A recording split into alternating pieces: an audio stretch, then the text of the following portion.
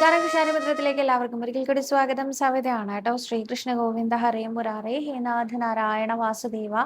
ശ്രീകൃഷ്ണ ഗോവിന്ദ ഹരേ മുരാരേ ഹേ നാഥ നാരായണ വാസുദേവ. ശ്രീ ഗുരുവായൂരപ്പ ശരണം ഹരേ. ഇന്നത്തെ സത്സംഗത്തിലേക്ക് എല്ലാവർക്കും ഒരിക്കൽ കൂടി സ്വാഗതം. ഇന്നത്തെ ഉച്ചപൂജയുടെ അലങ്കാരം വന്നിട്ടില്ല, ഞാൻ കണ്ടിട്ടുമില്ല. അതുകൊണ്ട് ഇന്നലത്തെ ഉച്ചപൂജയ്ക്ക് ശ്രീ ഗുരുവായൂരപ്പൻ ശ്രീലകത്ത് വെണ്ണയും ഓടക്കുഴലും പിടിച്ചു നിൽക്കുന്ന കുഞ്ഞുണ്ണി കൃഷ്ണനായിരുന്നു എന്ന് പറഞ്ഞു. കുഞ്ഞുണ്ണി കൃഷ്ണന്റെ പാദത്തിൽ അനന്തകോടി നമസ്കാരം പറയുന്നു. ഒപ്പം കൃഷ്ണപാദമനിശം ഹൃദി ഭാവയാമി, ഹരികൃഷ്ണപാദമനിശം ഹൃദി ഭാവയാമി. അപ്പോൾ ഇന്നത്തെ വിശേഷങ്ങളിലേക്ക് പോവാം. ഇന്നത്തെ വിശേഷങ്ങളിലേക്ക് പോകുന്നതിന് മുൻപ് കഴിഞ്ഞ ദിവസം ഞാൻ ശ്രീ പത്മനാഭസ്വാമിയുടെ വിശേഷം പറയുമ്പോൾ അവിടുത്തെ മുഴുവൻ ഡീറ്റെയിൽസും പറഞ്ഞിട്ടില്ല എന്ന് അശ്വതി ഓർമ്മിപ്പിച്ചിരുന്നു കേട്ടോ എന്നെ. അതായത് ഞാൻ അവിടെ ശ്രീരാമനും ലക്ഷ്മണനും സീതാദേവിയും ഉള്ള ആ ഒരു കാര്യം പറഞ്ഞില്ല, അതുപോലെ അയ്യപ്പസ്വാമിയുടെ കാര്യം പറഞ്ഞില്ല, തിരുമ്പാടി കൃഷ്ണന്റെ കാര്യം പറഞ്ഞില്ല എന്ന് പറഞ്ഞിരുന്നു. അത് എന്തുകൊണ്ടാണ് സംഭവിച്ചത് എന്ന് വെച്ചാൽ 2 പ്രാവശ്യം ഞാൻ സെയിം എപ്പിസോഡ് ഷൂട്ട് ചെയ്തു. ആദ്യത്തെ തവണ ഷൂട്ട് ചെയ്ത സമയത്ത് അതിൻ്റെ ഇടയിൽ ഇൻട്രപ്റ്റ് ചെയ്യാനായിട്ട് കുറച്ച് പേര് അതിൻ്റെ ഇടയിൽ ഇങ്ങനെ നടന്നു പോയപ്പോൾ അന്ന് അത് വേണ്ട, രണ്ടാമത് ചെയ്യാമെന്ന് വിചാരിച്ചു. അപ്പോൾ ആദ്യത്തെ തവണ പറഞ്ഞാൽ ഇതൊക്കെ ഉൾപ്പെടുത്തിയിരുന്നു. രണ്ടാമത് വന്ന് പറഞ്ഞപ്പോൾ ഇതൊക്കെ വിട്ടുപോയി. ഇപ്പൊ വിട്ടാലും ഇല്ലെങ്കിലും നിങ്ങൾ കാണണമെന്നില്ലല്ലോ, അപ്പൊ കുഴപ്പമില്ല അല്ലെ. ആരും കാണാത്ത എന്താ, നമ്മള് ഗുരുവായൂർ ക്ഷേത്രത്തിനെ കുറിച്ച് ഒരുവിധം എല്ലാ കാര്യങ്ങളും ഞാൻ പറഞ്ഞു എന്നാണ് എൻ്റെ വിശ്വാസം. പല ആളുകളും പറയാറുണ്ട് ഗുരുവായൂർ ക്ഷേത്രം ജനകീയമാക്കിയതിൽ ഒരു പങ്ക് വഹിക്കാൻ സാധിച്ചിട്ടുണ്ട് സൗദയ്ക്കെന്ന്. അത് എന്നെ സംബന്ധിച്ചിടത്തോളം കിട്ടാവുന്നതിൽ വെച്ച് ഏറ്റവും വലിയ ഒരു പുണ്യമായിട്ട് തന്നെയാണ് ഞാൻ കണക്കാക്കണേ കേട്ടോ. ഇപ്പൊ ഇന്ന് ഞാൻ മൂകാംബിക അമ്മയെ കുറിച്ച് പറയുന്ന ഒരു വീഡിയോ കണ്ടു. അത് കണ്ടപ്പോൾ എനിക്ക് തോന്നി ശരിയാണല്ലോ, എന്ത് രസമായിട്ട് അവരെ അവതരിപ്പിക്കുന്നതും നന്നായിട്ടുണ്ട്. ആ അമ്മയുടെ പുതിയ പുതിയ വിശേഷങ്ങൾ അറിയാനും പറ്റുന്നുണ്ട്. അപ്പോൾ അതേപോലെ തന്നെയായിരുന്നു തുടക്കകാലത്തെ ഗുരുവായൂരപ്പന്റെ വിശേഷങ്ങളെല്ലാം, അല്ലെങ്കിൽ ഗുരുവായൂർ ക്ഷേത്രത്തിന്റെ ആചാരങ്ങളെക്കുറിച്ചും അവിടുത്തെ വഴിപാടുകളെ കുറിച്ചും ഒക്കെ ആയിരുന്നു ഞാനും പറഞ്ഞിരുന്നത്. ഇപ്പൊ ഒരുവിധം എല്ലാവർക്കും അറിയാവുന്ന കാര്യങ്ങളാണ് അല്ലേ. അപ്പൊ ഇനി നമ്മുടെ കേരളത്തിൽ അനേകം ക്ഷേത്രങ്ങളില്ലേ. അപ്പൊ ഇടയ്ക്കൊക്കെ ഇങ്ങനെ യാത്ര പോകുമ്പോൾ ഇതാണ് കേട്ടോ ഈ ക്ഷേത്രം, ഈ ക്ഷേത്രത്തിന്റെ വിശേഷങ്ങൾ ഇന്നതാണ് എന്നൊക്കെ പറയുമ്പോൾ അതും കൂടെ നിങ്ങൾ ശ്രദ്ധിക്കണ്ടേ, അതും കൂടെ നമ്മൾ കേൾക്കണ്ടേ. അൾട്ടിമേറ്റ് ആയിട്ട് നമ്മൾ എല്ലാവരും ഗുരുവായൂരപ്പൻ്റെ ആൾക്കാരാണ് അല്ലേ. എനിക്ക് ഏറ്റവും സന്തോഷം തോന്നിയത് ശ്രീ പത്മനാഭസ്വാമിയെ തൊഴാൻ വേണ്ടിയിട്ട് വരിയിൽ നിൽക്കുന്ന സമയത്ത് വരിയിലൂടെ ഞാനിങ്ങനെ അകത്തേക്ക് കടക്കാൻ തുടങ്ങുകയാണ്. അപ്പൊ എൻ്റെ തൊട്ട് പിന്നിലായിട്ട് കുറച്ച് സ്ത്രീകള് തൊട്ടടുത്ത് 2 ലൈനായിട്ടാണ് പോണത്. തൊട്ടടുത്ത ലൈനിൽ കുറച്ച് ബാക്കിൽ അവരിങ്ങനെ ചോദിക്കൂ എന്ന് പറയുന്നുണ്ട്. അപ്പൊ ഞാൻ തിരിഞ്ഞിങ്ങനെ നോക്കി, എന്നെ ആണോ അവർ ഉദ്ദേശിക്കണേന്ന് വിചാരിച്ചിട്ട് തിരിഞ്ഞു നോക്കി. അപ്പൊ അവരെന്നോട് ചോദിച്ചു ഗുരുവായൂരപ്പൻ്റെ എന്ന് ചോദിച്ചു കേട്ടോ. അവിടെ നിർത്തി, ഗുരുവായൂരപ്പൻ്റെ എന്ന് മാത്രമേ ചോദിച്ചിട്ടുള്ളൂ. ഞാൻ അതേലോ എന്ന് പറഞ്ഞു. ഇത് ഭയങ്കര സന്തോഷമായൊരു നിമിഷമാണത്. ഞാൻ അവരുടെ പേര് ചോദിച്ചില്ല, അവരെവിടുന്നാ വരണേ ചോദിച്ചില്ല, കൂടുതലായിട്ടൊന്നും എനിക്ക് ചോദിക്കാൻ സാധിച്ചില്ല. പക്ഷെ എൻ്റെ മനസ്സിങ്ങനെ നിറഞ്ഞൊരു അനുഭവമായിരുന്നു ആ ഒറ്റ ചോദ്യത്തിലൂടെ എനിക്ക് കിട്ടിയത്. കാരണം ഞാൻ എവിടെ പോയാലും ഗുരുവായൂരപ്പൻ്റെ അല്ലേ എന്നാണ് ചോദിക്കണത്. അപ്പൊ അത് കേൾക്കുമ്പോൾ നമുക്ക് ഉണ്ടാവുന്ന ഒരു സന്തോഷം, ഗുരുവായൂരപ്പൻ്റെ ആളായിട്ട് നമ്മളെ അറിയപ്പെടുക എന്നൊക്കെ പറഞ്ഞാൽ ഏതോ ജന്മത്ത് ചെയ്തു വെച്ച സുഹൃതം, എൻ്റെ അച്ഛൻ്റെ പ്രാർത്ഥന ഒക്കെ കൊണ്ടായിരിക്കും അല്ലേ. അപ്പോൾ എൻ്റെ ഉള്ളിൽ എപ്പോഴും ഗുരുവായൂരപ്പൻ തന്നെയാണ്. പക്ഷേ മറ്റു ക്ഷേത്രങ്ങളിൽ ഒന്നും നമ്മൾ പോവില്ല എന്ന് വിചാരിക്കണില്ലല്ലോ, മറ്റ് ഈശ്വരന്മാരെ ആരാധിക്കില്ല എന്ന് വിചാരിക്കണില്ലല്ലോ. അപ്പോൾ വേറെ ക്ഷേത്രങ്ങളിലൊക്കെ പോകുമ്പോൾ അവിടുത്തെ വിശേഷങ്ങളൊക്കെ പറയുമ്പോൾ അതും കൂടി നിങ്ങൾ കാണണ്ടേ, എന്നാലല്ലേ എനിക്ക് സന്തോഷമാവുള്ളൂ. അപ്പം എന്തായാലും ഇന്നത്തെ വിശേഷങ്ങളിലേക്ക്. അപ്പോൾ ഞാൻ സോറി വീണ്ടും പറയാണ്, ശ്രീ പത്മനാഭസ്വാമിയുടെ വീഡിയോ കണ്ട ആൾക്കാരോട് പറയാണ്, അതിൽ അനേകം ഇൻഫർമേഷൻസ് ഞാൻ വിട്ടുപോയിട്ടുണ്ട്, അതിൽ ക്ഷമിക്കൂ കേട്ടോ. ഇന്നത്തെ ചോദ്യം നോക്കാം അല്ലേ. നീതു ശ്രീനാഥ് എന്ന ഭക്തയാണ് ചോദിച്ചിരിക്കുന്നത്. സൗദ, നെഞ്ച് വേദനയ്ക്ക് ബ്രസ്റ്റ് വേദനയ്ക്ക് എന്ത് വഴിപാടാണ് ചെയ്യേണ്ടത്? മറുപടി തരാൻ മറക്കല്ലേ പ്ലീസ്. ഇത് ടെൻഷനാണ്, ടെൻഷൻ കൊണ്ട് ഒന്നും ചെയ്യാനും തോന്നുന്നില്ല, ക്ഷീണവും സുഖമില്ലാത്ത അവസ്ഥയുമാണ്. ഉണ്ണിക്കണ്ണനെ മുറുകെ പിടിക്കുന്നുണ്ട്, നാരായണീയം വായിക്കുന്നുണ്ട്. നാരായണീയം എന്തായാലും വായിച്ചോളൂ, ഒരിക്കലും മുടക്കണ്ട. ഗുരുവായൂർ ക്ഷേത്രത്തിൽ ആൾരൂപം വഴിപാട് എടുത്ത് വയ്ക്കുന്നിടത്ത് മുഴ എടുത്ത് വയ്ക്കാൻ കിട്ടും. മുഴ എടുത്ത് വയ്ക്കുന്നത് ഈ ബ്രസ്റ്റ് സംബന്ധമായിട്ടുള്ള ബുദ്ധിമുട്ടുകൾ മാറാൻ വേണ്ടിയിട്ടും, അല്ലെങ്കിൽ ശരീരത്തിൽ ഇപ്പോൾ യൂട്രസിൽ മുഴയുണ്ട് എന്നൊക്കെ നമ്മൾ കേട്ടിട്ടില്ലേ, അങ്ങനെ അവിടെ എവിടെയൊക്കെ ആവശ്യമില്ലാത്ത വളർച്ചകൾ വരുന്നതിനും ഒക്കെ വേണ്ടിയിട്ടാണ് ഈ ഒരു മുഴ എടുത്ത് വയ്ക്കുക എന്നുള്ള വഴിപാടുള്ളത് കേട്ടോ. അത് ചെയ്തോളൂ. അതെടുത്ത് വെച്ചിട്ട് നമ്മുടെ എന്താ പറയുക, യഥാശക്തി ഒരു തുക ഭണ്ഡാരത്തിലിടുക, അത്രേ വേണ്ടൂ കേട്ടോ. ശ്രീജ സുരേഷ് എന്നൊരു ഭക്ത ചോദിച്ചിട്ടുണ്ട്, മോളെ ഭഗവാന്റെ ഭാര്യമാരുടെ പേര് പറഞ്ഞു തരാമോ എന്ന്. അഷ്ടപത്നിമാരുടെ പേര് മാത്രമേ എവിടെയും മെൻഷൻ ചെയ്ത് കണ്ടിട്ടുള്ളൂ. 16,008 ഭാര്യമാർ അല്ലെങ്കിൽ 16,108 ഭാര്യമാരുണ്ട് ഭഗവാന് എന്നാണ് പറയാറുള്ളത്. ഇതിൽ 8 പത്നിമാരുടെ ആദ്യം വിവാഹം ചെയ്ത 8 പത്നിമാരുടെ പേര് മാത്രമാണ് എടുത്ത് മെൻഷൻ ചെയ്യാൻ പറ്റുള്ളൂ. ഇത്രയും 16,000 പേരൊന്നും പറയാൻ പറ്റില്ലല്ലോ.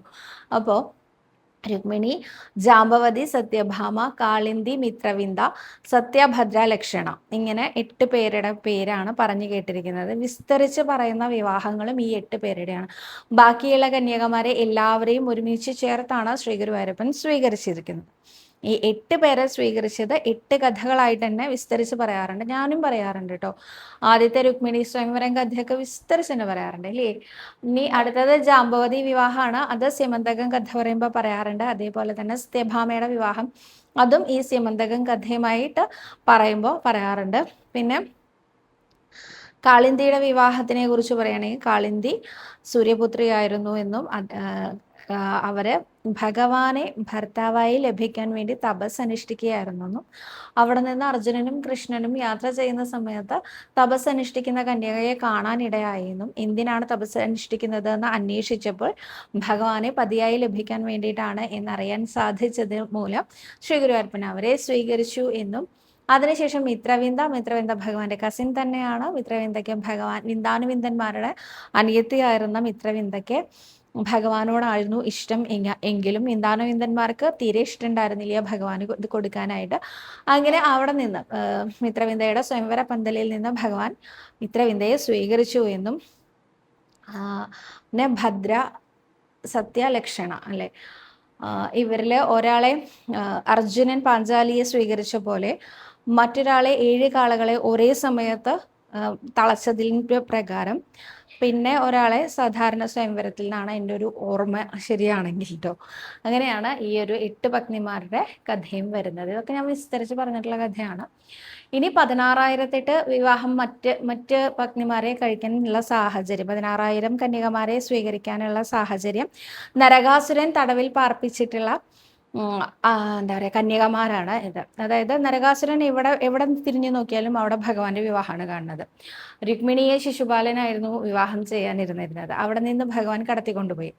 അടുത്തതായിട്ട് ദ്വാരകയിൽ തന്നെയുള്ള സത്യഭാമയെ വിവാഹം ചെയ്തു. പിന്നെ ഒരു ജാമ്പവതിയെ വിവാഹം ചെയ്തു. അങ്ങനെ 3 വിവാഹം കഴിഞ്ഞു. പിന്നെ 4ാമത് വീണ്ടും വേറൊരു വിവാഹം കഴിച്ചു. മിത്രവിന്ദയുടെ സ്വയംവര പന്തലിൽ വന്ന് ഭഗവാൻ കൂട്ടിക്കൊണ്ടുപോയി. ഇങ്ങനെ എവിടെ തിരിഞ്ഞു നോക്കിയാലും ഭഗവാന്റെ വിവാഹമാണ് കാണുന്നത്. ഇങ്ങനെ എല്ലാ സ്ത്രീകളെയും ഭഗവാൻ തന്നെ ശ്രീകൃഷ്ണൻ മാത്രം വിവാഹം കഴിച്ച ബാക്കിയുള്ളവരൊക്കെ എന്ത് ചെയ്യും?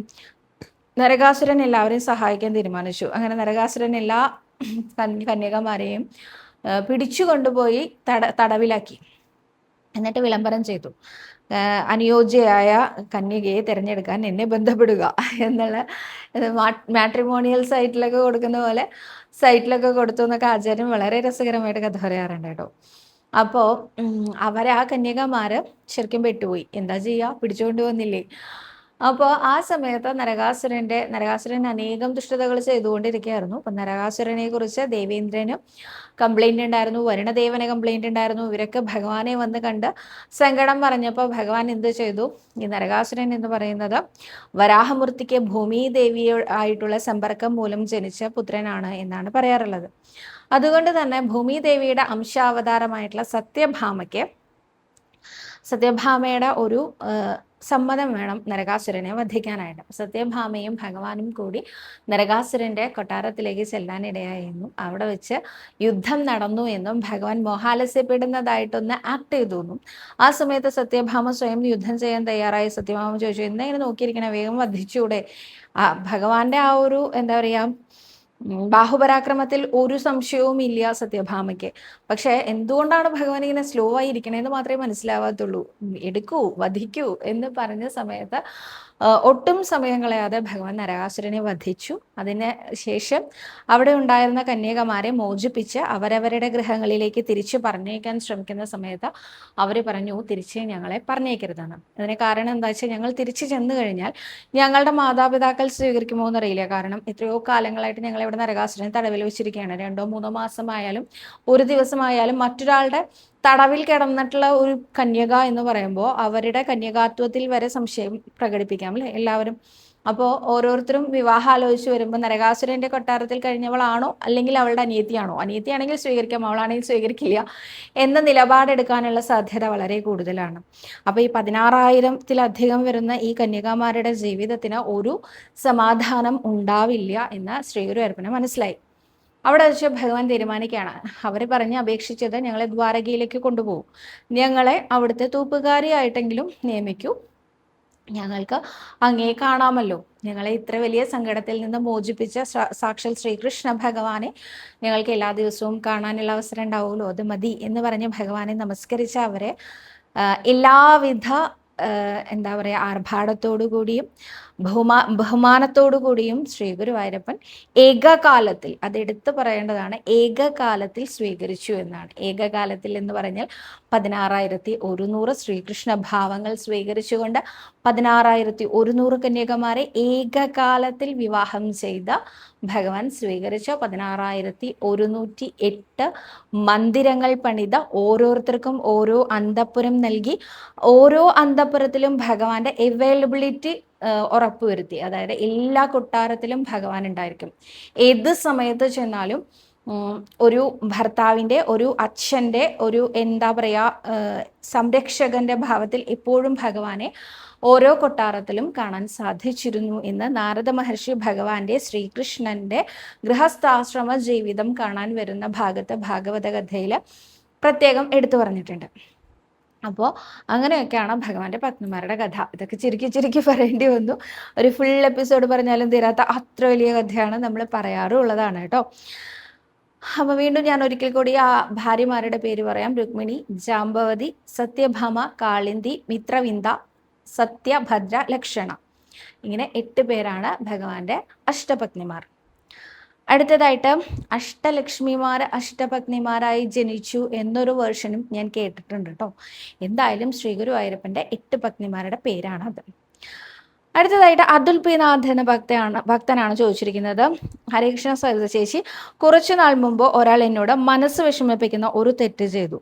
അതിൽ ഞാൻ അയാളെ മനസ്സുകൊണ്ട് ശപിച്ചു. ബട്ട് ഇപ്പോൾ തോന്നുന്നു അങ്ങനെ ചെയ്യാൻ ഞാൻ ആരുമല്ലല്ലോ എന്ന്. എല്ലാം ഭഗവാൻ കാണുന്നില്ലേ? പിന്നെ കർമ്മഫലം അയാൾ അല്ലെങ്കിൽ അദ്ദേഹത്തിന്റെ കുട്ടികൾ അനുഭവിക്കുമെന്ന് കേട്ടിട്ടുണ്ട്.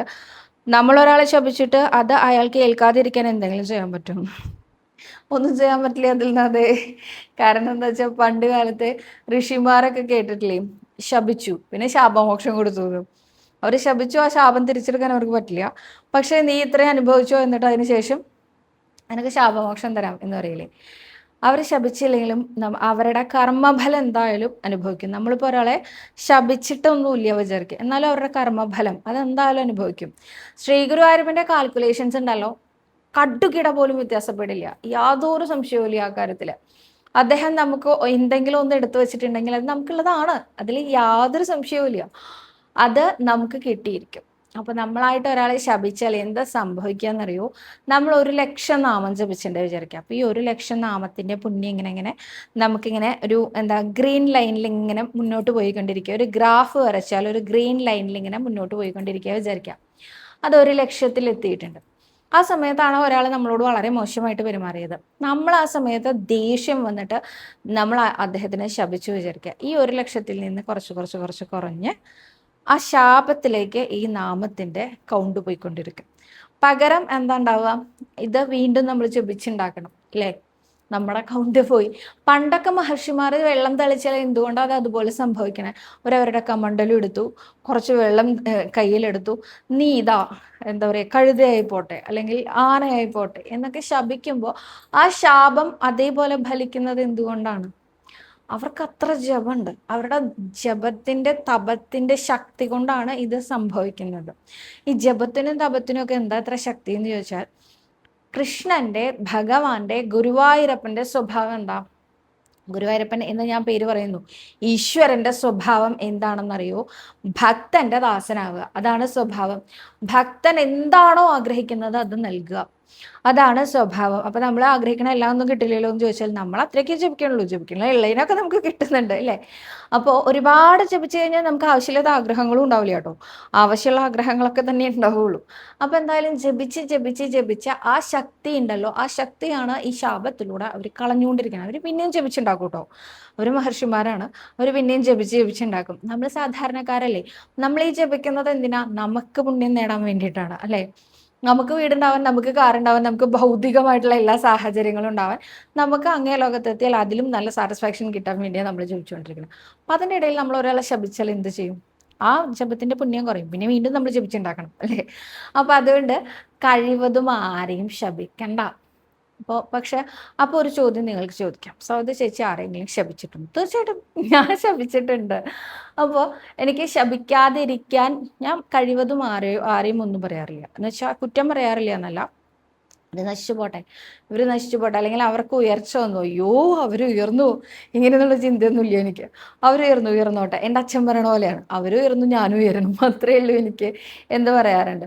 പക്ഷേ ചില സന്ദർഭങ്ങളിൽ ഈ പറഞ്ഞ പോലെ മനസ്സിന് ഒരിക്കലും മാപ്പ് കൊടുക്കാൻ പറ്റാത്ത അത്രയും മുറിവ് നമ്മളിൽ ഉണ്ടാക്കിയ ഒരു വ്യക്തി ഉണ്ടെങ്കിൽ ആ വ്യക്തിയെക്കുറിച്ച് നമ്മൾ ഉറപ്പായിട്ടും ചിന്തിക്കും. അപ്പോൾ എനിക്ക് എൻ്റെ ജീവിതത്തിൽ റീസെൻ്റ്ലി അങ്ങനെ ഒരു വ്യക്തി ഉണ്ടായിരുന്നു. ആ വ്യക്തിയെക്കുറിച്ച് ഞാൻ ഇത്രയേ പറഞ്ഞുള്ളൂ, ഭഗവാനെ ബാക്കി എന്തിനും അങ്ങ് ക്ഷമിച്ചോളൂ, പക്ഷേ എന്നെ പറഞ്ഞു പറ്റിച്ചതിൽ അങ്ങ് ക്ഷമിക്കരുത്. ഇത് എനിക്ക് ഭഗവാനോടുള്ള അപേക്ഷയാണ്. അല്ലെങ്കിൽ ഞാൻ ആ വ്യക്തി മുടിഞ്ഞു പോട്ടെ, നശിച്ചു പോട്ടെ, അങ്ങനെയൊന്നും ഞാൻ പറഞ്ഞില്ല. ഞാൻ ഭഗവാനോടാണ് പറഞ്ഞത്, എന്നെ വാക്കുകൾ കൊണ്ട് പറഞ്ഞ് പറ്റിച്ചിട്ടുണ്ടെങ്കിൽ അതിന് ഒരു തിരിച്ചടി അങ്ങ് നൽകിയേ പറ്റൂ. ഇതല്ലെങ്കിൽ സവിതയുടെ വിശ്വാസത്തിൽ ഭഗവാൻ സവിതയോട് ആരെന്ത് ചെയ്താലും ചോദിക്കില്ല എന്നൊരു വിശ്വാസവും കൂടി ആഡ് ചെയ്യപ്പെടും. അങ്ങനെ ഒരു ആഡ് ചെയ്യപ്പെടൽ നടക്കരുത്. അതുകൊണ്ട് ശ്രീ ഗുരുവായൂരപ്പ, എന്നെ പറഞ്ഞ് പറ്റിച്ചിട്ടുണ്ടെങ്കിൽ ആ ഒരു പറഞ്ഞ് പറ്റിച്ചതിന് അങ്ങ് തീർച്ചയായിട്ടും എന്തെങ്കിലും ഒരു തിരിച്ചടി നൽകണമേ എന്ന് ഞാൻ പ്രാർത്ഥിച്ചിട്ടുണ്ട്. പിന്നീട് അതിൽ പറഞ്ഞ പോലെ എനിക്കും ഒരു റിഗ്രറ്റ്, ഞാനെന്തിനാണ് പ്രാർത്ഥിച്ചാലും ഇല്ലെങ്കിലും ഭഗവാൻ ചെയ്യേണ്ടത് ഭഗവാൻ ചെയ്യുമല്ലോ, ഞാനെന്തിനാ അദ്ദേഹത്തിനെ ഓർമ്മിപ്പിക്കുന്നത് എന്ന് തോന്നിയപ്പോൾ അത് ഞാൻ എന്താ ചെയ്തത് വെച്ചാൽ ഗുരുവായൂരപ്പനോട് പോയി പറഞ്ഞു, നാരായണായേതി സമർപ്പയാമി നിത്യം സർവം നാരായണായേതി സമർപ്പയാമി. ഇതിലെല്ലാം ഉണ്ട് അല്ലേ? എൻ്റെ എല്ലാം സർവസ്വവും ഭഗവാനിൽ സമർപ്പിക്കുകയാണ്. എന്നും നിത്യവും സർവവും ഞാൻ ഗുരുവായൂരപ്പനിൽ സമർപ്പിക്കുകയാണ്. ബാക്കി എന്താണോ വേണ്ടത് അത് ഭഗവാൻ തീരുമാനിച്ചോളൂ. അതാണ് ശരിയെങ്കിൽ അത്, ഇതാണ് ശരിയെങ്കിൽ ഇത്, മറ്റേതാണെങ്കിൽ ശരിയെങ്കിൽ മറ്റേത്, അങ്ങനെയുള്ളൂ. ഗുരുവായൂരപ്പനാണ് എല്ലാത്തിൻ്റെയും തീരുമാനം എടുക്കുന്ന ആൾ അല്ലേ? അപ്പം ഇനിയെങ്കിലും ആരെയും ശപിക്കാതെ ജീവിക്കാൻ അതുലിന് സാധിക്കട്ടെ. അപ്പോൾ ഇനി അതുൽ ചോദിക്കുന്നത് എന്താ വെച്ചാൽ ആ ശാപം പിൻവലിക്കുക, അതൊക്കെ ഗുരുവായൂരപ്പന് വിട്ടുകൊടുക്കും. ശാപം പിൻവലിക്കലോ അല്ലെങ്കിൽ അതിൻ്റെ ഒന്നും ഒരു ആവശ്യവുമില്ല. അതുലിൻ്റെ മനസ്സ് വിഷമിപ്പിച്ച വ്യക്തി, ആ വ്യക്തിയോട് അതുലിന് ഇപ്പോൾ പ്രത്യേകിച്ച് ഒരു എന്താ പറയുക, ഒരു നിർവികാരതയാണ്. ആള് നന്നായാലും വേണ്ടില്ല ചീത്തയായാലും വേണ്ടില്ല, എനിക്ക് അയാളുടെ കാര്യം ആലോചിക്കേണ്ട കാര്യമില്ല, ഇങ്ങനെയല്ലേ ഇപ്പോൾ തോന്നുന്നത്. അങ്ങനെ തന്നെ പോട്ടെ. എന്നിട്ട് ഇത് തന്നെ പ്രാർത്ഥിച്ചോളൂ, നാരായണായേതി സമർപ്പയാമി നിത്യം സർവം നാരായണായേതി സമർപ്പയാമി. അടുത്തതായിട്ട് നർമ്മദ KV എന്നൊരു ഭക്തയാണ് ചോദിച്ചിരിക്കുന്നത്. ഒരുപാട് വിഷമത്തോടെയാണ് ഞാനിത് എഴുതുന്നത്. എൻ്റെ ചെറുപ്പത്തിൽ തന്നെ അമ്മ മരിച്ചു, അച്ഛനും പെട്ടെന്ന് ഒരു ദിവസം പോയി. എനിക്ക് 2 പെൺകുട്ടികളാണ്. ചെറുപ്പം മുതലേ വിശ്വാസിയാണ് ഞാൻ. അമ്മയ്ക്ക് അസുഖം വന്നപ്പോൾ അമ്മയ്ക്ക് വേണ്ടി പ്രാർത്ഥിക്കാൻ അമ്മയ്ക്ക് വേണ്ടി പ്രാർത്ഥിച്ചു, അച്ഛന് വേണ്ടി പ്രാർത്ഥിച്ചു. ഒരു കാര്യവും ഉണ്ടായില്ല. ഗുരുവായൂരപ്പനെ എനിക്ക് അറിയുമെന്നല്ലാതെ ഞാൻ പ്രാർത്ഥിക്കാൻ തുടങ്ങിയത് ചേച്ചിയുടെ വീഡിയോ കണ്ടതിന് ശേഷമാണ്. നാരായണീയം വായിക്കും, നെയ്വിളക്ക് വയ്ക്കും, നമസ്കരിക്കലും എല്ലാം ചെയ്യാറുണ്ട്. പക്ഷെ എൻ്റെ ലൈഫിൽ ദൈവത്തിൻ്റെ ഒരു ഹെൽപ്പ് ഉണ്ടായതായി പറയാൻ ഒന്നും നടന്നിട്ടില്ല. ഇപ്പം ഞാനൊരു കൃഷ്ണഭക്തയാണ്. സത്യം പറഞ്ഞാൽ കണ്ണനെ ചേച്ചിയിൽ നിന്ന് മനസ്സിലാക്കിയതിൽ പിന്നെ മറ്റാരെയും പ്രാർത്ഥിക്കാൻ പോലും തോന്നാറില്ല. എൻ്റെ മോളുടെ നീറ്റ് എക്സാമിന് നല്ലൊരു കോളേജിൽ അഡ്മിഷൻ കിട്ടാൻ ഞാൻ നെയ്വിളക്ക് വെച്ച് പ്രാർത്ഥിച്ചിരുന്നു. ബാണയുദ്ധം നാരായണീയം എന്നും ചൊല്ലി വായിച്ച് നമസ്കരിച്ചിരുന്നു. എന്നിട്ടും മോൾ അറിയാവുന്നതും കൂടി മിസ്റ്റേക്ക് ആക്കിയെന്ന് പറയുന്നു. ഇതെന്തൊരു യോഗമാണെന്ന് അറിയില്ല. ഞാൻ പ്രാർത്ഥിച്ചാൽ ഒരു ദൈവവും പ്രസാദിക്കില്ല എന്നാണ് തോന്നുന്നത് ചേച്ചി. ഞാൻ എന്ത് ചെയ്യേണ്ടത്? മറുപടി തരണേ എന്നാണ്. ആരെങ്ങനെയൊക്കെ ചിന്തിക്കാൻ പറയണേ. ഒന്ന് ആലോചിച്ച് നോക്കൂ, ഇത് നമ്മുടെയൊക്കെ ഒരു കുഴപ്പാട്ടോ. നമ്മള് മനസ്സിന് സങ്കടം വരുമ്പോ എന്നാലും എൻ്റെ കൃഷ്ണ, എങ്കിലും എൻ്റെ കൃഷ്ണ എന്ന് പറഞ്ഞൊരു ഗ്രൂപ്പില്ലേ, ഇത് എന്തുകൊണ്ടാണ് ഇട്ടിരിക്കണേ? വെറുതെ ഒന്നുമല്ല ഇട്ടിരിക്കണേ, നമ്മളെല്ലാവരുടെ മനസ്സിലുള്ള ഒരു ചോദ്യം. എന്നാലും എൻ്റെ കൃഷ്ണ, അങ്ങ് ഉണ്ടായിട്ടും അങ്ങ് എന്നെ ഇങ്ങനെ പരീക്ഷിക്കല്ലേ, രക്ഷിക്കണില്ലല്ലോ എന്നൊക്കെ ഒരു തോന്നല്. ഇതുപോലെയുള്ളൂ. അച്ഛനും അമ്മയും മരിക്കുന്നതിന് മുമ്പ് വിവാഹിതയാവാനും 2 കുഞ്ഞുങ്ങൾക്ക് ജന്മം നൽകാനും സാധിച്ചു എന്ന് പറഞ്ഞാൽ, അതല്ലെങ്കിൽ ആലോചിച്ച് നോക്കൂ, അച്ഛനും അമ്മയും ഇല്ലാത്ത ലോകം, നമ്മൾ ഒറ്റപ്പെട്ടു പോയില്ലേ? അത് അങ്ങനെ സംഭവിച്ചില്ലല്ലോ. കുട്ടിയുണ്ടായി, മിടുക്കനോ മിടുക്കിയോ ആയ കുട്ടിയുണ്ടായി, ആ കുട്ടി പഠിക്കുന്നു, നീറ്റ് എക്സാമിന് പങ്കെടുക്കണമെങ്കിൽ അവള് എന്താ പറയുക, ബ്രൈറ്റ് അല്ലാത്തൊരു കുട്ടിയാവില്ലല്ലോ. നല്ല ബ്രൈറ്റ് ആയിട്ടുള്ള കുട്ടികൾക്കല്ലേ അങ്ങനെ പറ്റുള്ളൂ. എത്രയോ അമ്മമാര് ഓട്ടിസ്റ്റിക് ആയിട്ടുള്ള കുട്ടികളെ കൊണ്ട് കഷ്ടപ്പെടുന്നുണ്ട്, ബുദ്ധിമുട്ടുകൾ അനുഭവിക്കുന്നുണ്ട്. അത് തരാത്തത് ശ്രീ ഗുരുവായൂരപ്പൻ്റെ അനുഗ്രഹം കൊണ്ടല്ലേ. നമ്മൾ എപ്പോഴും കമ്പയർ ചെയ്യുമ്പോൾ അവർക്കൊക്കെ നല്ല അനുഗ്രഹം കിട്ടി, എനിക്കൊന്നും കിട്ടിയില്ല, ഇങ്ങനെയാണ് ചിന്തിക്കുക. പക്ഷെ ഇപ്പം ഞാൻ എൻ്റെ ചിന്ത പറയാം. കണ്ടില്ലേ എത്ര പേർക്കാ ഗുരുവായൂരപ്പന് ആൺകുട്ടീനെ കൊടുത്ത് അനുഗ്രഹിച്ചത്. എനിക്ക് കണ്ടില്ലേ, ഞാൻ 1, 2, 3 ഇങ്ങനെ അടുപ്പിച്ച് പ്രസവിച്ചിട്ട് എനിക്ക് 3 പെൺകുട്ടികളെയല്ലേ ഗുരുവായൂരപ്പൻ തന്നുള്ളൂ. ഞാൻ ചിന്തിക്കേണ്ടത് അങ്ങനെയൊന്നുമല്ല. എനിക്ക് 3 പൊൻകുട്ടികളെ ഭഗവാൻ തന്നില്ലേ. ഈ 3 പൊൻകുട്ടികൾക്കും ബുദ്ധിക്ക് സാമാന്യം പോലെ ബുദ്ധിമുട്ടുകളൊന്നും ഇല്ലാത്ത സാധാരണ കുട്ടിയല്ലേ. ഇങ്ങനെയല്ലേ ഞാൻ ചിന്തിക്കേണ്ടത്. അതല്ലാതെ ഒരു ആൺകുട്ടി എനിക്ക് തന്നില്ലേ, എന്തൊക്കെ എനിക്ക് വേറെ തന്നു. എനിക്കൊരു വീട് തന്നില്ലേ, എനിക്കൊരു കാറ് തന്നില്ലേ, എനിക്കൊരു ഭർത്താവിനെ തന്നില്ലേ, എനിക്ക് 3 കുട്ടികളെ തന്നില്ലേ, ഇങ്ങനെയൊക്കെയല്ലേ ഞാൻ ചിന്തിക്കണ്ടേ. നേരെ മറിച്ച് ഇതല്ലേ, എനിക്ക് മാത്രം തന്നില്ല ഒരു ആൺകുട്ടീനെ, ബാക്കി എല്ലാവർക്കും ഭഗവാന് കൊടുക്കും. ചോദിക്കുമ്പോഴേക്കും കൊടുക്കണം. എത്ര ആൾക്കാണ് 1, 2, 3, 4 എന്നും പറഞ്ഞിട്ട് ആൺകുട്ടികളെ മാത്രം പ്രസവിക്കണ എത്ര അമ്മമാരുണ്ട്. ഒരാളെ ഇങ്ങനെ തരംതിരിച്ച് തന്നൂടെ, ഇങ്ങനെ ചിന്തിച്ചൂടെ? പക്ഷെ ഒരിക്കലും അങ്ങനെ ചിന്തിക്കരുത്. നമുക്ക് നമ്മൾ അറിയാത്ത അനുഗ്രഹങ്ങൾ ഇങ്ങനെ കൊണ്ട് നടക്കുകയാണ് നമ്മളുടെ ഗുരുവായൂരപ്പൻ. ഒരു തവണ നമ്മൾ ആ രീതിയിൽ ചിന്തിക്കാൻ തുടങ്ങിയാണല്ലോ, കാണുന്നതെല്ലാം നമുക്ക് ഗുരുവായൂരപ്പൻ്റെ അനുഗ്രഹമായിട്ട് തോന്നും. എപ്പോഴും തോന്നും. ഏത് നിമിഷത്തിലും ഭഗവാന്റെ പ്രസൻസ് നമുക്ക് അനുഭവിച്ചറിയാനായിട്ട് സാധിക്കും. എൻ്റെ ജീവിതത്തിൽ കുറേ സന്ദർഭത്തിൽ, ഇന്നലെ കൂടി ഗുരുവായൂരപ്പൻ്റെ അങ്ങനെ ഒരു അനുഗ്രഹം അനുഭവിച്ച അറിഞ്ഞ ഒരു വ്യക്തി എന്ന നിലയിലാണ് ഞാൻ പറയുന്നത്. നമ്മളുടെ ചിന്തയാണ് മാറ്റേണ്ടത്. ഞാനൊന്നും പ്രാർത്ഥിച്ചാൽ ഗുരുവായൂരപ്പൻ കേൾക്കില്ല. മുമ്പ് എൻ്റെ ആത്മാർത്ഥ ഒരു സുഹൃത്തുണ്ടായിരുന്നു. ആ സുഹൃത്തിനുള്ള സ്ഥിരമായിട്ടുള്ള ഒരു പറച്ചിലായിരുന്നു, ഭഗവാന് ഭയങ്കര ശക്തിയൊക്കെ ഉണ്ട്, പക്ഷെ ഞാൻ പ്രാർത്ഥിച്ചാൽ കേൾക്കില്ല. ഇങ്ങനൊരു പറയലുണ്ടായിരുന്നു. ഇങ്ങനൊരു പറയലുണ്ടോ? ഗുരുവായൂരപ്പൻ ഞാൻ പ്രാർത്ഥിച്ചാൽ മാത്രം കേൾക്കില്ല, അതെന്താ ഗുരുവായൂരപ്പന് നമ്മൾ പ്രാർത്ഥിക്കുമ്പോൾ മാത്രം ചെവിയിൽ പഞ്ഞി വെച്ചിട്ടാണോ ഇരിക്കണേ? അങ്ങനെയൊന്നും ചിന്തിക്കുകയേ ചെയ്യരുത്. ആചാര്യൻ പറയാറില്ലേ എപ്പോഴും, ഞാനൊരു ബസ്സിന്റെ ഉദാഹരണം പറയാറില്ലേ. ആചാര്യൻ പാലക്കാട്ട് നിന്ന് വരുന്നത് ഗുരുവായൂർക്ക് വരുന്ന സമയത്ത് ഒരാള് ബസ്സിലിരുന്ന് പറയാണ്, ഞാൻ കഴിഞ്ഞ ആഴ്ച വരുന്ന സമയത്ത് ബസ് മറിഞ്ഞു, എൻ്റെ തൊട്ടപ്പുറത്തിരിക്കുന്ന ആൾ മരിച്ചുപോയി, പക്ഷെ എനിക്ക് ഒന്നും പറ്റിയില്ല. ഒരു നിമിഷം ആലോചിച്ചു, ഇത്രേ കണ്ടോ ഗുരുവായൂരപ്പൻ ഇവരെയൊക്കെ നന്നായിട്ട് നോക്കണ്ട്, അപ്പൊ എനിക്കോ, ഞാൻ കയറിയ ബസ് ഇതുവരെ മറിഞ്ഞിട്ട് പോലുമില്ലയോ, അപ്പൊ എന്നെയല്ലേ കൂടുതൽ സ്നേഹിച്ച് നോക്കുന്നത്. ഈ രീതിയിൽ വേണം നമ്മൾ ചിന്തിക്കാനായിട്ട്. നീറ്റ് എക്സാമിന് മകള് എല്ലാം തെറ്റിച്ചു എന്ന് പറഞ്ഞു, അവൾക്ക് സെക്കൻഡ് ചാൻസ് കൊടുക്കൂ. വേറെ എന്തെങ്കിലും കോഴ്സ് പഠിക്കാനാണ് അവളുടെ യോഗം എന്നറിയില്ലല്ലോ, അവൾക്ക് എന്താ ഇഷ്ടം ചോദിക്കൂ, ആ രീതിയിൽ മാറ്റൂ. ഒരു നീറ്റ് എക്സാമിലല്ലല്ലോ നമ്മുടെ ജീവിതം ഇരിക്കുന്നത്. നമ്മുടെ ജീവിതം ഇനി എത്രയോ മുന്നോട്ട് പോകാനില്ലേ. അപ്പോൾ അമ്മമാരിങ്ങനെ തളർന്ന എങ്ങനെയാ? കുട്ടികളെ അങ്ങനെയല്ലേ പറഞ്ഞ് ട്രെയിൻ ചെയ്ത് കോച്ച് ചെയ്ത് അവരുടെ കോൺഫിഡൻസ് കൂട്ടി അങ്ങനെയല്ലേ വേണ്ടത്. ശ്രീ ഗുരുവായൂരപ്പൻ അനുഗ്രഹിക്കാൻ ഒരാളിലും പക്ഷാഭേദം കാണിക്കില്ല. ഒരാളിലും പക്ഷാഭേദം കാണിക്കില്ല. ഞാൻ ഒരിക്കൽ ഗുരുവായൂരപ്പനോട് ചോദിച്ചിരുന്നു കേട്ടോ, നല്ലോണം തലമുടി ഉണ്ടായിരുന്ന കാലത്ത് ഓരോരുത്തരും വന്നിട്ട് തലമുടിക്ക് എന്താ ചെയ്യണേ, എന്താ നിങ്ങൾ സീക്രട്ട് എന്തെങ്കിലും? ഒരു സീക്രട്ടും ഇല്ല കേട്ടോ, ഇതൊക്കെ പാരമ്പര്യമായിട്ട് കിട്ടിയതാണ്, പോവുകയും ചെയ്തു കുറേയൊക്കെ. അപ്പോൾ ഞാൻ വിചാരിക്കാറുണ്ടായിരുന്നു, ഗുരുവായൂരപ്പന് എല്ലാവർക്കും ഒരുപോലത്തെ മുടി കൊടുത്തൂടെ? അപ്പോൾ അവർക്കൊരു സങ്കടം തോന്നില്ല? നല്ല തലമുടിയുള്ള ഒരാളെ കണ്ടു കഴിഞ്ഞാൽ നമുക്ക് ഭയങ്കര വിഷമമായി, നമുക്ക് തലമുടി ഇല്ലല്ലോ. അങ്ങനെ എല്ലാവർക്കും ഒരുപോലെ തലമുടി കൊടുത്തൂടെ?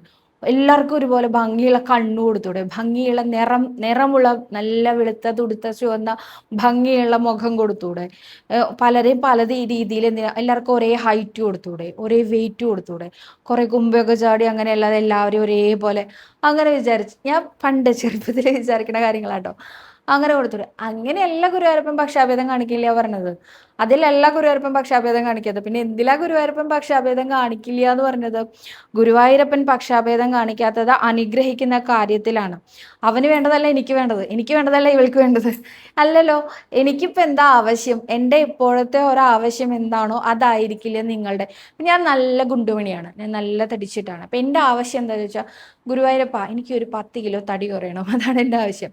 എന്നാലും ഒരു 40 കിലോ മാത്രം വെയിറ്റ് ഉള്ള ഒരാൾ വിചാരിക്കും ഗുരുവായൂരപ്പ എനിക്കൊരു 10 കിലോ തടി വെക്കണം, ഇതാണ് എൻ്റെ ആഗ്രഹം. കണ്ടോ, ആളുടെ ആഗ്രഹവും എൻ്റെ ആഗ്രഹവും നേരെ ഓപ്പോസിറ്റ് ആണ് അല്ലേ?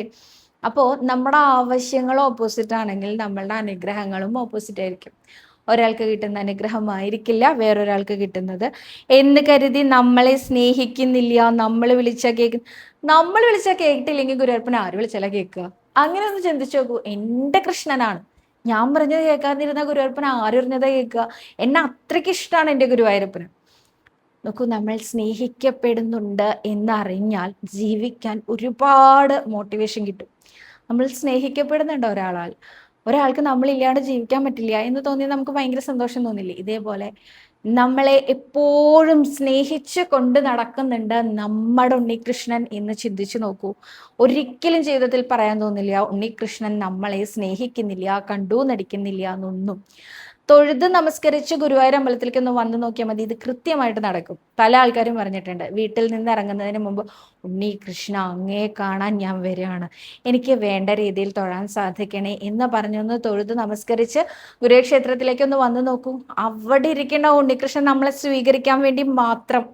അവിടെ ഇനി കാത്തിരിക്കേണ്ടത് എങ്ങനെയാ മനസ്സിലാവുക? നമ്മളിങ്ങനെ കിടന്നാൽ വരിയാണ്ട് ക്ലോസ് ചെയ്യും. നമ്മൾ കിടക്കണ വരെ അവിടെ ഉണ്ടാവും ആൾക്കാരിങ്ങനെ കടത്തിവിട്ട്. നമ്മൾ കടന്നു അടുത്ത ആൾക്കാരോട് ഒന്ന് വെയിറ്റ് ചെയ്യൂട്ടോ എന്ന് പറയണത് ചിലപ്പോൾ നമുക്ക് കേൾക്കാൻ പറ്റും. അപ്പോൾ നമ്മളും കൂടി അങ്ങോട്ട് കടന്നാൽ ഉടനെ ഗുരുവായൂരപ്പനെ കാണാൻ സാധിക്കും. ഇപ്പോൾ അങ്ങനെയല്ല ഉണ്ടായ, കുറേ നേരം നമ്മൾ വരിയിൽ നിൽക്കേണ്ടി വന്നു. ആ വരിയിൽ നിൽക്കുന്ന സമയത്തൊക്കെ ഗുരുവായൂരപ്പനോട് പറയണം, ഉണ്ണികൃഷ്ണ ഞാൻ ഇത്ര നേരം വരിയിൽ നിൽക്കുകയാണ്, എനിക്ക് അതിൽ പരാതിയൊന്നുമില്ല കേട്ടോ, ഒരു പരിഭവവും ഇല്ല. പക്ഷെ ഉണ്ണികൃഷ്ണൻ ഒരു കാര്യം ചെയ്യണം, എനിക്ക് നന്നായിട്ട് കാണിച്ചു തരണം കേട്ടോ. ഞാൻ അങ്ങോട്ട് കടന്ന സമയത്ത് നാലമ്പലത്തിനകത്തേക്ക് കടക്കുമ്പോൾ കണ്ണ് നിറഞ്ഞ് ഒഴുകാറുണ്ട്, അതുപോലെ സംഭവിക്കരുത്, എനിക്ക് കണ്ണ് നിറച്ച് കാണണം. അതിനുശേഷം എൻ്റെ കണ്ണ് നിറഞ്ഞാലും കുഴപ്പമില്ല, ആ കണ്ട രൂപം എൻ്റെ മനസ്സൊന്നും മായ്ക്കരുത് കേട്ടോ, എപ്പോഴും ഉണ്ടാവണം കേട്ടോ. ഞാൻ മറ്റ് ക്ഷേത്രങ്ങളിൽ പോകുമ്പോൾ എപ്പോഴും പ്രാർത്ഥിക്കുന്ന ഒരു കാര്യം അത്. എനിക്ക് കണ്ടു തൊഴാൻ പറ്റണം, കണ്ടു തൊഴാൻ പറ്റിയാൽ പോരാ, ആ ഒരു രൂപം അതെൻ്റെ മനസ്സിലുണ്ടായിരിക്കണം കേട്ടോ, മറന്നു പോകരുത് കേട്ടോ. അതെപ്പോഴും ഞാൻ പ്രാർത്ഥിക്കുന്ന ഒരു കാര്യമാണ്. അപ്പോൾ ചില സ്ഥലത്തൊക്കെ കറക്റ്റായിട്ട് അത് മനസ്സിലിങ്ങനെ പഴനി ആണ്ടവനെ തൊഴുത സമയത്ത് ഞാൻ പ്രാർത്ഥിച്ചതാണ്. നല്ല ഭംഗിയിൽ പഴനി ആണ്ടവനെ കണ്ടു. അപ്പോൾ ഞാൻ അദ്ദേഹത്തിന് അതിന് മുമ്പ് അഭിഷേക സമയത്തൊക്കെ ഞാൻ തോന്നുന്നു കണ്ടിരിക്കണം, ആ വിഗ്രഹം മാത്രമായിട്ടാണ് കണ്ടിരിക്കണേ, അലങ്കാരത്തോടു കൂടി കണ്ടിട്ടില്ല. അപ്പോൾ ഞാൻ അലങ്കാര രൂപിയായി ഭഗവാനെ കണ്ടപ്പോൾ പറഞ്ഞു, ഭഗവാനെ ഒരു അപേക്ഷ ഉണ്ട് കേട്ടോ, ഈ ഒരു രൂപം എൻ്റെ മനസ്സിൽ തന്നെ ഉണ്ടാവണേ, പോവരുതേ മാഞ്ഞു പോരുതേ. അതുപോലെ തന്നെ എൻ്റെ മനസ്സിൽ തറഞ്ഞു നിൽക്കുന്നുണ്ട് ശബരിമല അയ്യപ്പനെ. എത്ര മുമ്പ് തൊഴുതതാണെന്നറിയോ? 9 വയസ്സുള്ള സമയത്ത് അങ്ങനെ തൊഴുതതാ, 31 വർഷം മുമ്പ് തൊഴുതതാ. ഇപ്പോഴും എൻ്റെ മനസ്സിൽ ആ രൂപമുണ്ട്. അപ്പോൾ അത് ചില സമയത്ത് നമ്മൾ മനസ്സിൽ അങ്ങനെ അത്ര ആഗ്രഹിച്ചു പറഞ്ഞാൽ ഭഗവാൻ അത് കേൾക്കും, ഉറപ്പായിട്ടും കേൾക്കും. അപ്പോൾ അതേമാതിരി ഭഗവാൻ കേൾക്കില്ല എന്ന് വിചാരിക്കുന്ന സന്ദർഭത്തിൽ ഒന്ന് ഓടി വന്ന് തൊഴുതാൽ മതി. അപ്പം നമുക്ക് മനസ്സിലാവും ഭഗവാൻ നമ്മളെ കേൾക്കാൻ തന്നെ ആയിരിക്കണമെന്ന്. അപ്പോൾ ഉണ്ണികൃഷ്ണൻ എല്ലാവരെയും അനുഗ്രഹിക്കട്ടെ എന്ന് പറഞ്ഞ് ഇന്നത്തെ എപ്പിസോഡ് ഞാൻ വൈൻഡപ്പ് ചെയ്യാണ്. ഇനിയും ചോദ്യങ്ങളുണ്ട്, പക്ഷെ നീട്ടി പറഞ്ഞ കാരണം സമയമില്ലാത്തതുകൊണ്ട് നമ്മുടെ ഉണ്ണികൃഷ്ണന്റെ വിശേഷങ്ങളുമായിട്ട് അടുത്ത എപ്പിസോഡിൽ കാണാമെന്ന് വിചാരിക്കുന്നു. സർവ്വരോഗ വിനാശന, സർവ്വപാപ വിനാശന, സർവ്വദുഃഖ വിനാശന, സർവ്വസൗഖ്യപ്രദായക ശ്രീ ഗുരുവായൂരപ്പ ശരണം ഹരേ.